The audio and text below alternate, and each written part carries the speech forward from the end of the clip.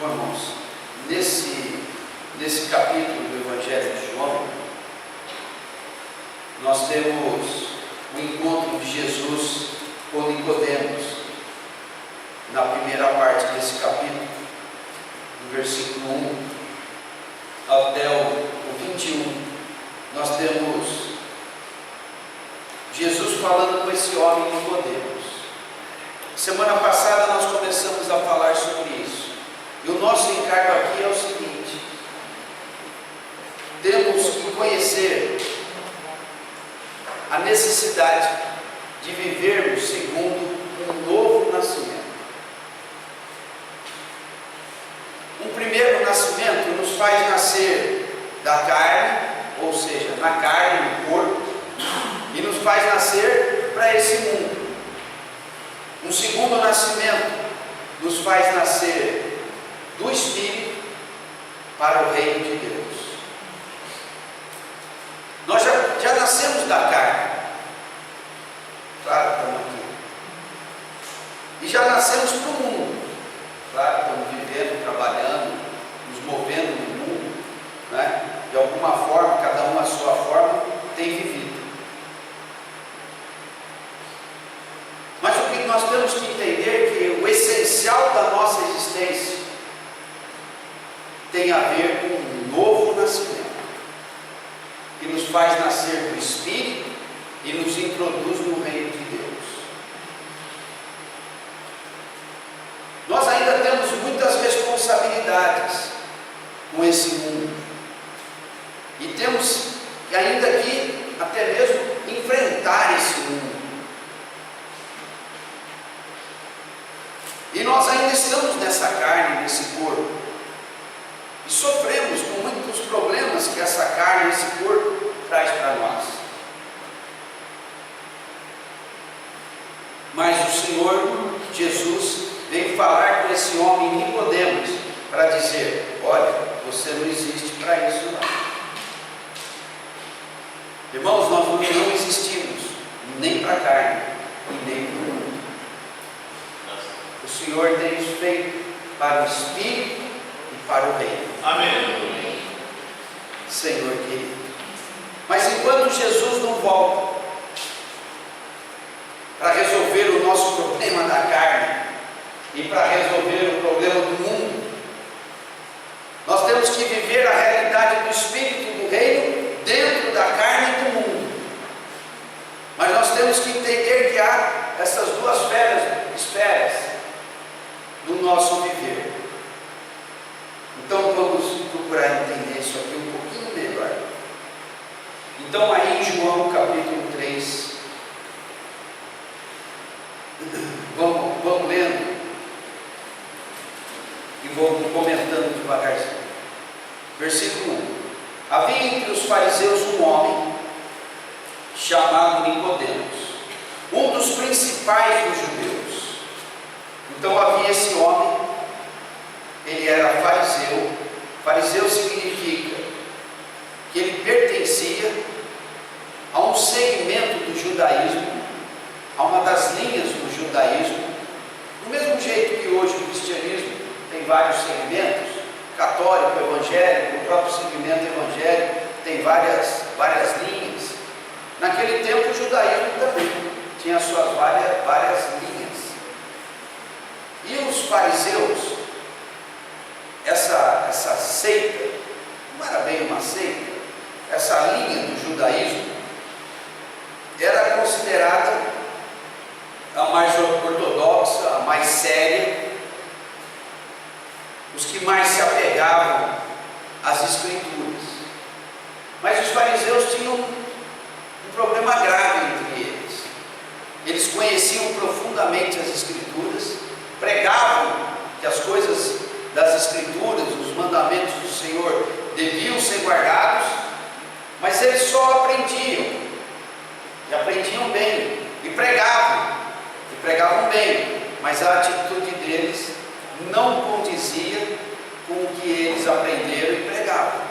Então, em Mateus capítulo 23, o Senhor, num confronto direto com eles no templo, falou para eles pelo menos 8 vezes: ai de vós, escribas e fariseus hipócritas, que falam, ensinam e não praticam. Então, aqui nós temos um fariseu. Esse fariseu é um fariseu que é uma exceção a essa regra da hipocrisia. Esse é um homem bom. Ele está lá entre os fariseus, porque os fariseus eram que pregam, naquele tempo pregavam as escrituras da melhor maneira. E era também a seita, ou linha, né? Que dizia ser a mais severa. Outro fariseu famoso que nós temos na Bíblia, um bom fariseu, honesto, não hipócrita, quem é? Paulo foi um grande fariseu, um fariseu de verdade, em bom sentido. É que fariseu virou sinônimo do quê? De hipócrita, né? Por causa das exortações de Jesus. Mas o que eles propunham era o que tinha de mais excelente dentro do judaísmo. Se naquele tempo era para ser um judeu estar ligado a algum tipo de conduta, de linha, de ensino, o melhor era ser fariseu. O que não era bom era imitar aqueles líderes que eram hipócritas. Então Paulo foi um grande fariseu, um bom fariseu. E diz que no seu tempo, até se converter, ele era o melhor dos fariseus. E quando ele estava lá na escola dos fariseus, aos pés de Gamaliel, ele disse: eu era o melhor, era o primeiro aluno. E aqui nós temos um fariseu dessa qualidade, Nicodemos. E então ele era um fariseu e um dos principais dos judeus. Principais significa, ele estava entre a nobreza, era um dos príncipes, estava na liderança, fazia parte de uma corte dos judeus, que era a elite máxima dos judeus, que se chamava Sinédrio. Eles eram líderes e juízes do povo. Bom, versículo 2: este de noite foi ter com Jesus e lhe disse: Rabi quer dizer mestre, sabemos que é mestre vindo da parte de Deus, pois ninguém pode fazer estes sinais que tu fazes, se Deus não estiver com ele. Mais para frente, nós vamos ver que ele era um homem idoso, já estava velho. E nós vamos ver também mais para frente no texto que ele era mestre, e ele mesmo era mestre. Ele era fariseu, um dos principais dos judeus, e era idoso, e era também um mestre das Escrituras. Mas de uma maneira muito humilde ele veio a Jesus.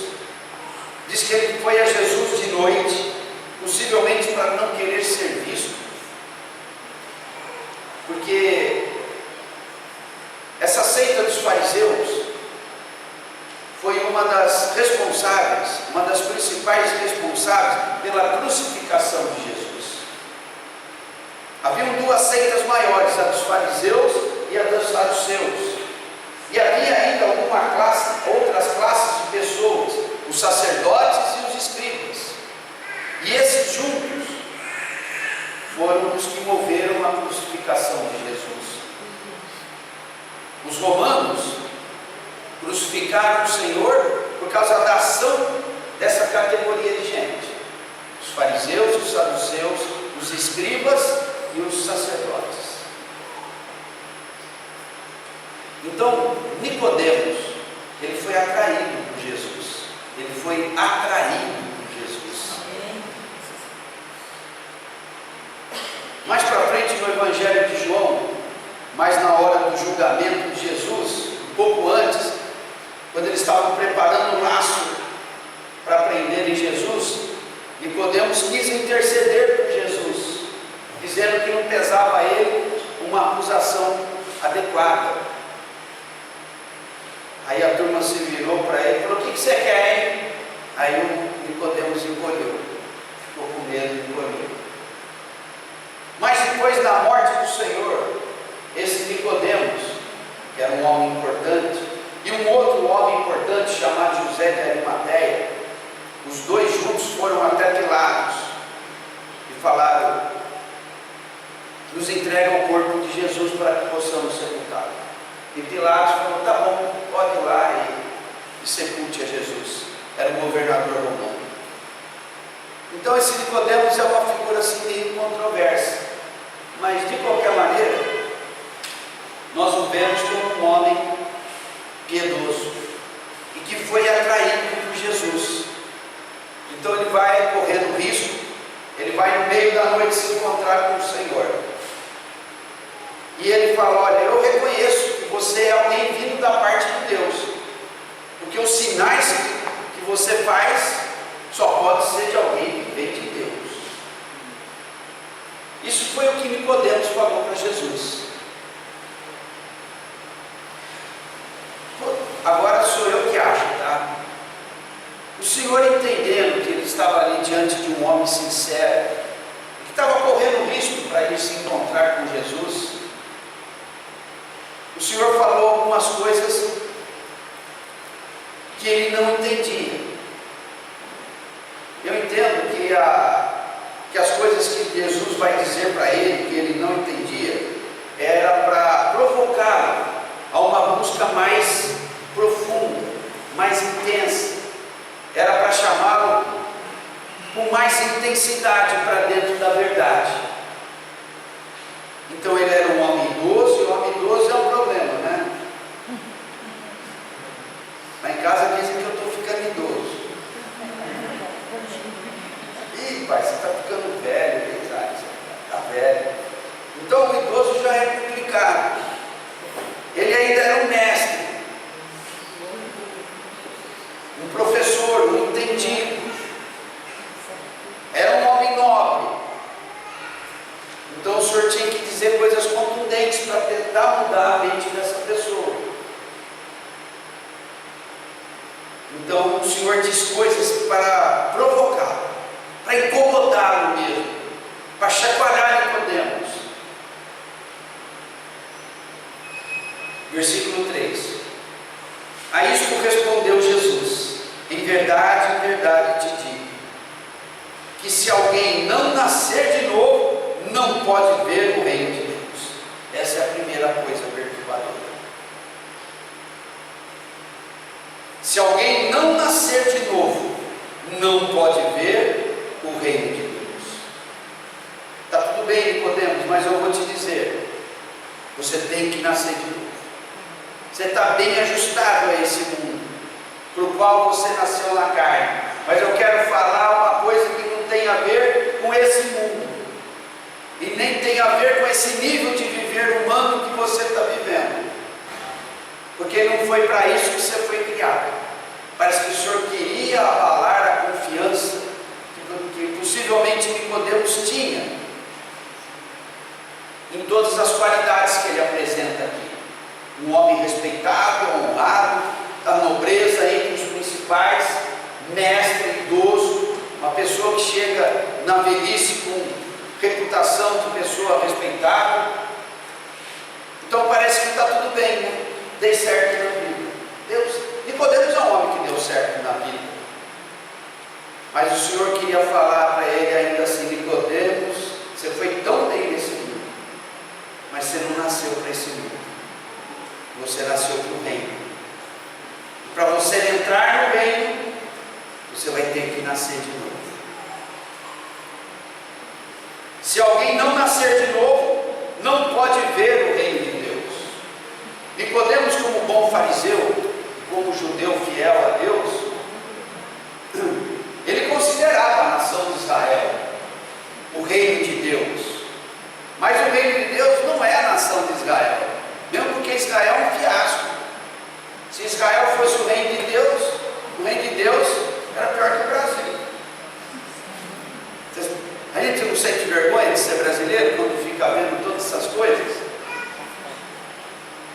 Outro dia o governo americano falou assim para as mulheres grávidas americanas: não vão para o Brasil lá, não, tem um mosquito lá que está picando as mulheres grávidas, está dando microcefalia.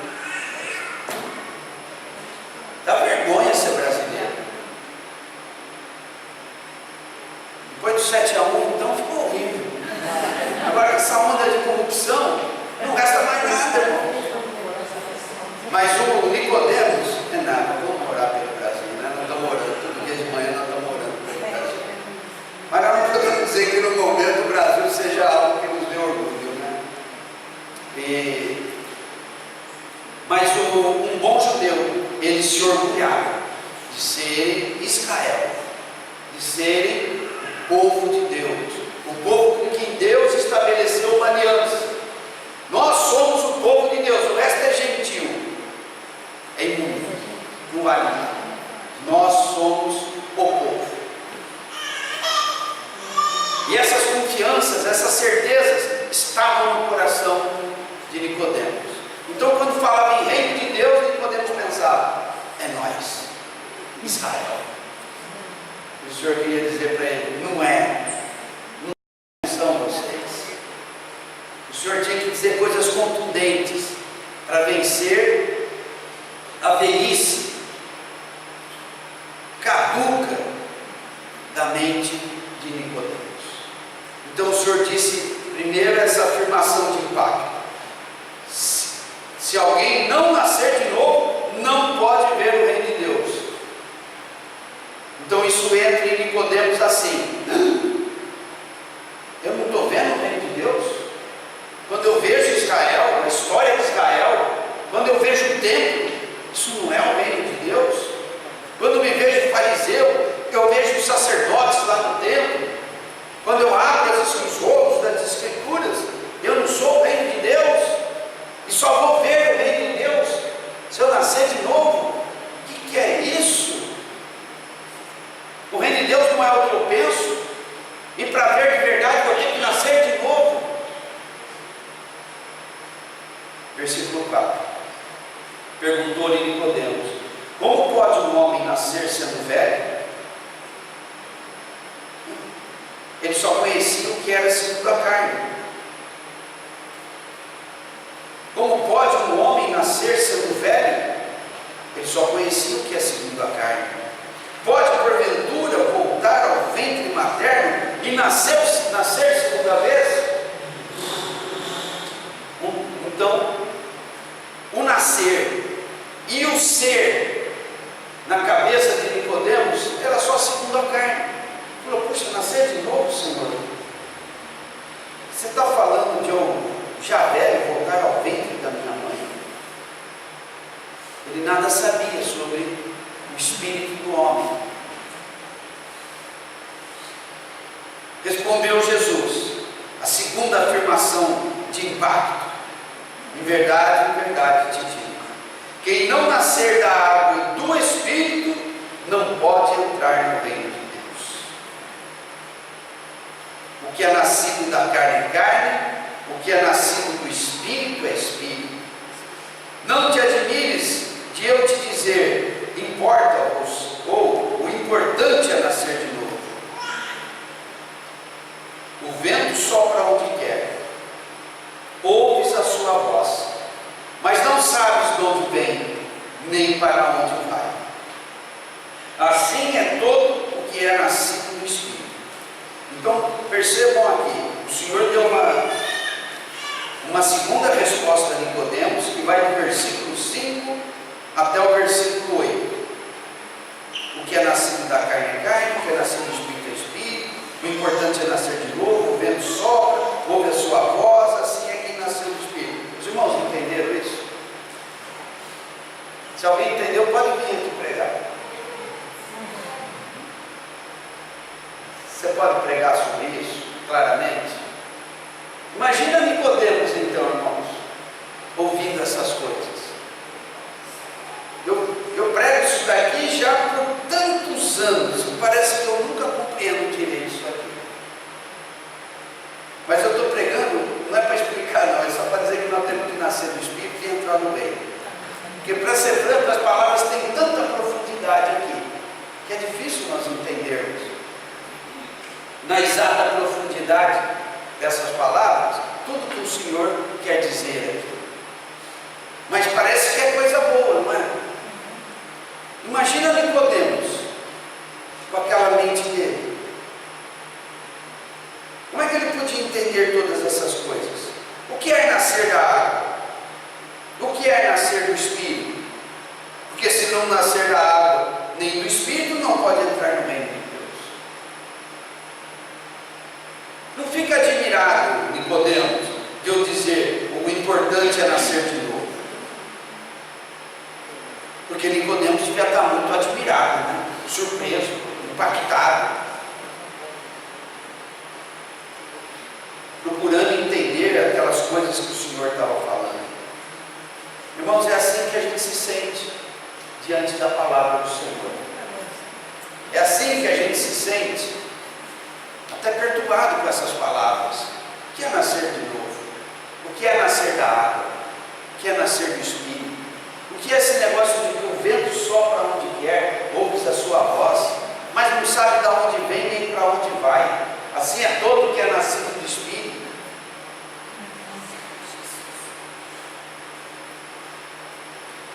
O Senhor diz para Nicodemos: não te admires, não fica admirado, não fica surpreso. Quando eu te digo, o importante é nascer de novo. Mas nós ficamos admirados, ficamos impactados. Irmãos, o importante é nascer de novo. Amém. Nascer de novo, ver o reino, entrar no reino e nascermos do Espírito.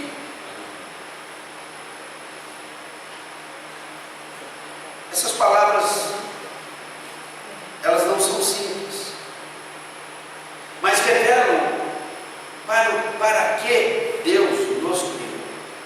Estejam certos, Deus não nos criou para a carne e nem para esse mundo.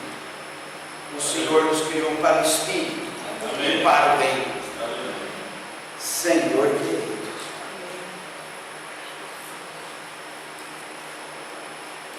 Versículo 9. Tu és mestre em Israel e não compreendes estas coisas? Perdão, versículo 9. Desculpa, eu li errado. Depois que Nicodemos ouviu tudo isso, com admiração, com surpresa, e ele estava perturbado no seu raciocínio sobre o significado disso que o Senhor estava falando, então ele pergunta para o Senhor, versículo 9. Então ele perguntou a Nicodemos: como pode suceder isso? Senhor, não estou entendendo nada. Como é que essas coisas acontecem? Que conversa é essa de nascer de novo?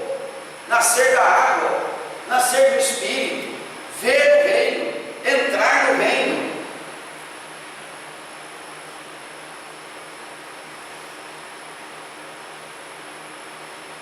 No final do versículo 9, acudiu Jesus, acudiu. Essa palavra é boa, né? Acudiu. O que é? Quando você tem que acudir alguém? Né? Tropeçou, caiu, você vai lá e acode, né? Tadinho de Nicodemos. Só acudir ele. Será que faltou o ar para Nicodemos? Ele ficou meio sonso, perturbado, incomodado. Irmãos, o Senhor quer nos incomodar. O Senhor quer nos tirar da carne e do mundo. O Senhor quer nos levar para o Espírito e para o reino. Amém. Oh Senhor. Versículo 10. Tu és mestre em Israel e não compreendes estas coisas? Versículo 11. Em verdade te digo, que nós dizemos o que sabemos e testificamos o que temos visto. Esse é o ministério de Jesus. Ele diz o que sabe. Quando ele fala no plural aqui, o que sabemos, possivelmente ele está falando em nome do Deus triuno. Ele fala pelo Espírito, no poder do Espírito, a vontade do Pai. Então, possivelmente, quando ele usa o plural aqui, digo que nós dizemos o que sabemos e testificamos o que temos visto. Possivelmente Jesus está falando em nome da Trindade. Ele, Jesus, é a palavra, ele é o Logos, ele é aquele que da Trindade é o que fala, e ele fala no poder do Espírito, a vontade do Pai. Então a Trindade está manifesta em todo o ministério de Jesus. O Pai e o Espírito estão ocultos, porque o que está evidente é a presença física de Jesus, o Filho de Deus. Mas os três testificam ali. Então possivelmente Jesus está dizendo em nome da Trindade. O que nós dizemos o que sabemos e testificamos o que temos visto, contudo não aceitais o nosso testemunho. Irmãos, nós temos que abrir o coração para aceitar o testemunho do Senhor. O que é o testemunho? É o que ele está querendo testemunhar a respeito do que tem visto. Ele veio para falar de coisas espirituais, para falar de coisas celestiais. Como nós temos muitos problemas terrenos, e a nossa vida terrena é bastante complicada, e agora eu me vejo diante de um profeta e de uma pessoa que faz milagres. Puxa, eu me agarro a essa pessoa para resolver a minha situação terrena, não é assim? Vai dar tudo certo? Se nós orarmos e colocarmos nossa fé em ação, dá tudo certo. O que dá certo? Nós estamos falando basicamente dos nossos problemas terrenos, e temos que aprender a orar mesmo, porque no Senhor, se colocarmos as nossas aflições terrenas, como o Senhor disse, no mundo passais por aflições, mas tem de bom ânimo, eu venci o mundo e estou com você. Ora e pede aí, beleza. Nós temos problemas terrenos, e se confiarmos no Senhor orando, Ele vai nos ajudar em tudo. Mas o Senhor ainda quer nos levar para uma esfera que não é terrena, que é celestial. Celestial. Aí nós ficamos meio como Nicodemos. Nós não estamos falando de um Jesus agora, né? Aqui o Senhor está querendo falar de um Jesus que não é propriamente aquele que cura doenças e expulsa demônios. Ele quer falar de um Jesus sacerdote, que nos leva para o Pai, que nos deixa o seu Espírito para nos dar um novo nascimento. É outro assunto. Então nós temos que entender que por um lado nós nascemos da carne e vivemos nesse mundo, e temos aflições, e o Senhor quer socorrer o nosso viver terreno, mas Ele ainda quer nos levar ao mesmo tempo para uma outra esfera e para uma outra situação. Ele nos dá um Espírito e nos introduz no seu reino. Senhor querido. Amém. Irmãos, é muito bom nós termos fé no Senhor e crer que Ele atende às nossas necessidades terrenas.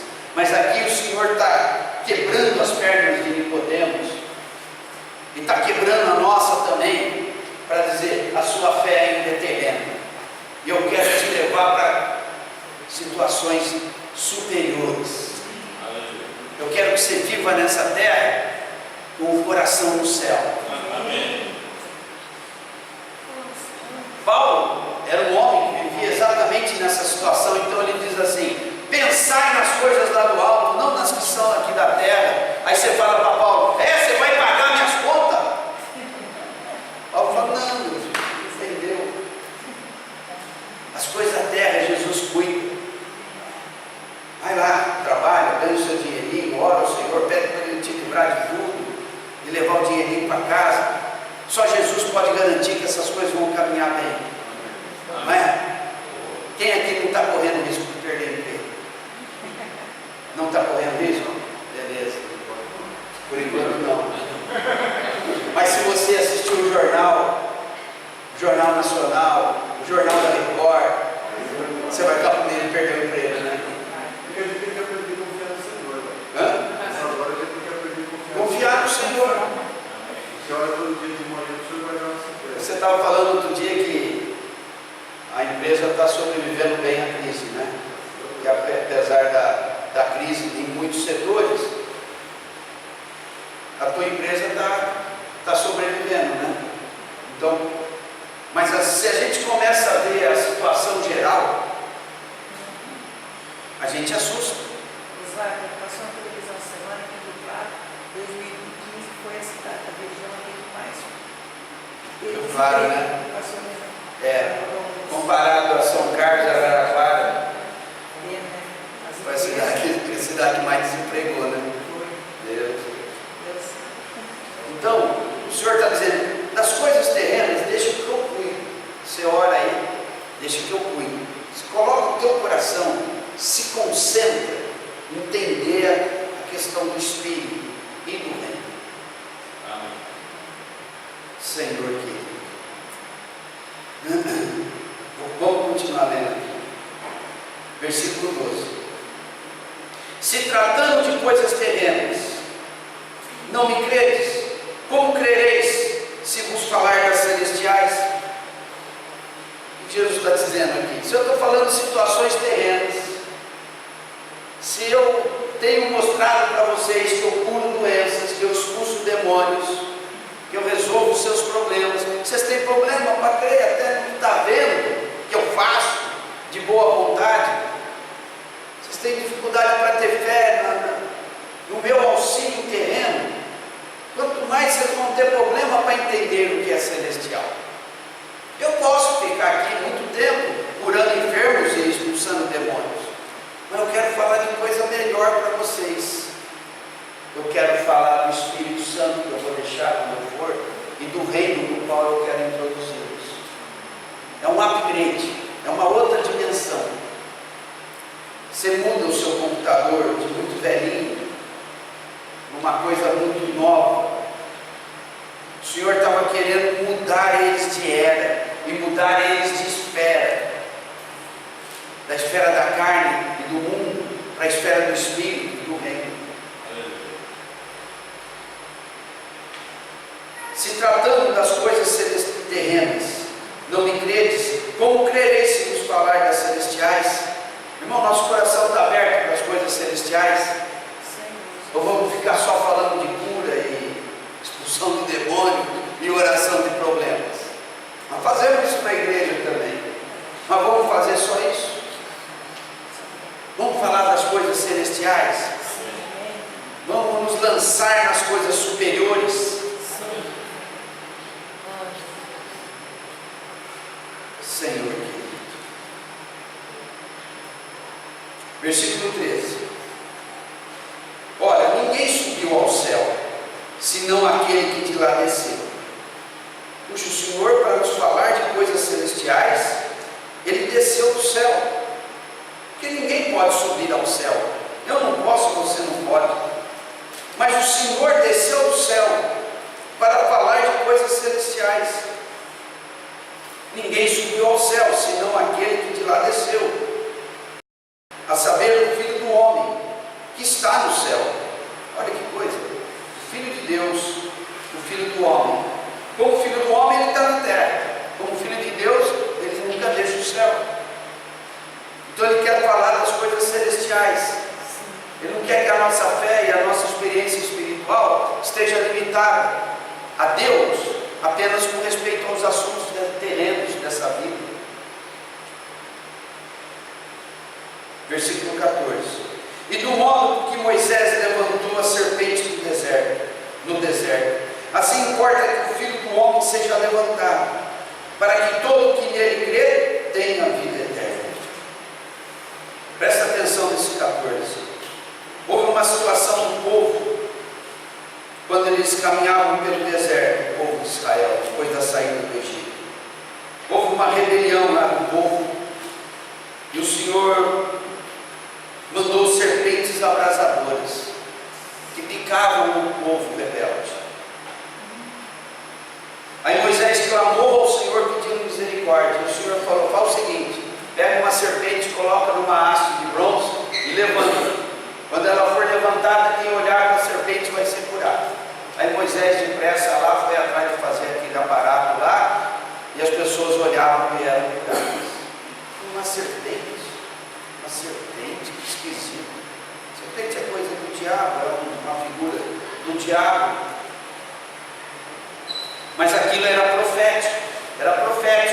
E o Senhor Jesus está lembrando daquela situação aqui, e comparando que, da maneira que Moisés levantou a serpente no deserto, assim importa que o Filho do Homem seja levantado.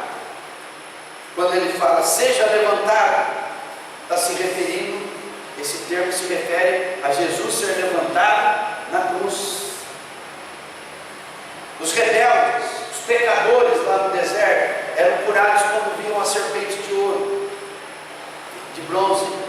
Mas quando o Senhor Jesus vem, Ele diz que Ele vai fazer como aquela serpente de bronze fez no deserto, vai curar as pessoas da sua rebelião. Você fala, mas comparar Jesus agora, já era estranho uma serpente de bronze lá no deserto, agora Jesus se compara a uma serpente de bronze na cruz? Por que Jesus se compara a uma serpente? Todo ser humano é nascido no pecado. Então, se eu sou nascido no pecado, eu tenho um jeitão do quê? Então eu levo mais a cara da serpente do que de Jesus, não é? Hã? Não é isso? Então, se nós não andarmos no Espírito, nós temos cara do quê? Jeitão do quê?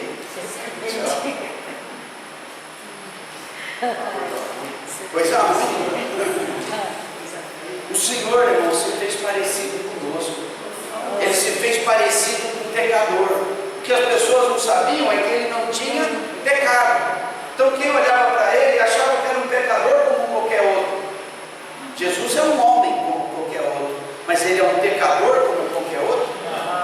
Então ele tomou a forma de um homem pecador.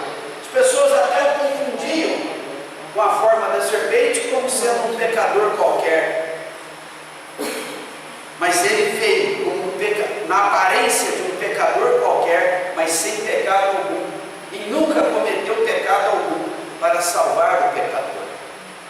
E aqui o Senhor está dizendo, eu preciso ser levantado. Ele estava falando da situação dele ir para a cruz, para poder nos proporcionar essa nova perspectiva na relação com Deus, a perspectiva do Espírito e a perspectiva do bem, para nos tirar do que é carne e do que é mundo. Para encerrar agora, irmãos, vamos abrir em João capítulo 12 e ver uma palavra maravilhosa aqui sobre essa questão de Jesus ser levantado.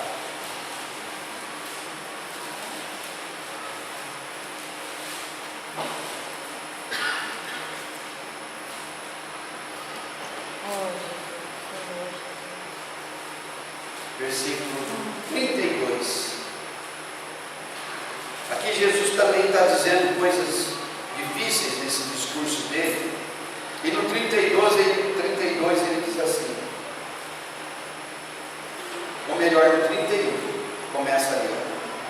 Chegou o momento de ser julgado este mundo, e agora o seu príncipe será expulso. Ele estava muito perto da crucificação. E eu, quando for levantado da terra, atrairei todos a mim mesmo. O que é que nos atrai? É Jesus crucificado.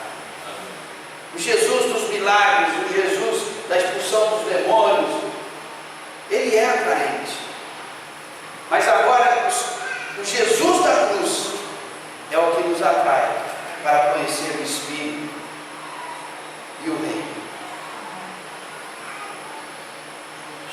Ele está dizendo que com a crucificação dele, esse mundo estaria julgado, e o príncipe desse mundo, se referindo a Satanás, estaria sendo expulso, e ele, levantado da terra, atrairia todos assim a mim mesmo. Assim, essa palavra atrair é interessante. Essa palavra tem a ver com puxar, arrancar. tomar para si. Então, imagina algo plantado na terra, um pequeno arbusto. Você chega e puxa e arranca pela raiz. Então, quando o Senhor diz: quando eu for levantado, atrairei todos para mim mesmo. O que é esse atrair de Jesus? Jesus na cruz, Jesus crucificado, Ele tem o poder de nos desarraigar desse mundo perverso. É o que Paulo fala em Gálatas, capítulo 1. Ele nos desarraigou, nos arrancou pela raiz desse mundo perverso. O Senhor então estava dizendo que Ele precisava ser levantado da terra para nos atrair a Ele, para nos arrancar, nos desarraigar do mundo e nos dar vida eterna. Irmãos, para a gente finalizar, para o Senhor tudo isso custou muito, e nós precisamos conhecer o que é principal em todo o ministério do Senhor. Ele fez muitas coisas para a solução dos nossos problemas terrenos e continua fazendo, e vai fazer muito mais, e Ele quer continuar fazendo a todo tempo, ao ponto de dizer: deixa a sua vida para mim, deixa que eu cuido de você. Ele não está falando só dos nossos problemas terrenos, Ele está falando das nossas fraquezas carnais, as coisas que em nós, os nossos vícios, as nossas fraquezas, as nossas inclinações ao pecado. O Senhor está dizendo: deixa comigo. Se concentre em conhecer o Espírito e conhecer o bem. Vamos orar? Vamos ficar de pé. Senhor, eu vou pedir para os irmãos repetirem a minha oração. Amém? Senhor querido, ó Senhor Jesus, eu quero te conhecer. Eu quero conhecer o que de mais excelente Tu tens para mim. Senhor Jesus. Eu quero conhecer o Teu Espírito. Eu quero conhecer o Teu reino. Senhor Jesus. O Senhor nos deixou o Espírito. Senhor, eu quero aprender a viver do Espírito. Viver pelo Espírito. Viver no poder do Espírito. Senhor, eu não tenho forças em mim mesmo, mas no Teu Espírito eu sou fortalecido com o poder divino. Ó Senhor querido, muda a minha visão do que é terreno para o que é celestial. Me ajuda a tirar os olhos de mim mesmo, das minhas fraquezas, das minhas incapacidades, da minha vulnerabilidade. Senhor, eu quero ver o Espírito. Eu quero que habite sobre mim o poder de Cristo. Ó Senhor Jesus, me faça conhecer o poder do Espírito e como Ele quer habitar sobre mim. Ó Senhor querido, tira os meus olhos do mundo, tanto dos medos como das ambições,